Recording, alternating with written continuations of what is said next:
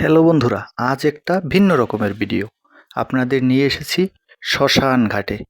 শ্মশান ঘাট কথার অর্থ হিন্দু যারা ধর্মাবলম্বী তারা বুঝবেন, যারা ইসলামের তারাও কিছুটা বোঝে। কবরস্থান, যেখানে মৃত্যুর পর মানুষের আন্তষ্টিক্রিয়া বা দাহ সম্পন্ন হয়, সেটাকে হিন্দু ভাষায় শ্মশান বলে, ইসলামের ভাষায় কবরস্থান বলে অথবা গোরস্থান বলে, একই কথা। মৃত্যু বলতে জীবনের অবসানকে বোঝানো হয়েছে। এই সে মৃত্যুর পরে যেখানে আমাদের দেহটা পড়ে থাকবে সেই স্থানগুলো।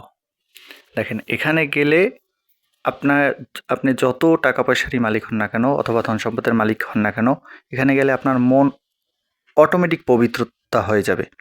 ঠিক আছে, এখানে দেখা যাবে কত হাজার হাজার মানুষ তাদের কত দাম্ভিকতা এগুলো সব ছেড়ে এখানে পড়ে আছে। আজ আপনাদের একটু ভিন্ন ধর্মীয় ভিডিওতে নিয়ে আসলাম এখানে।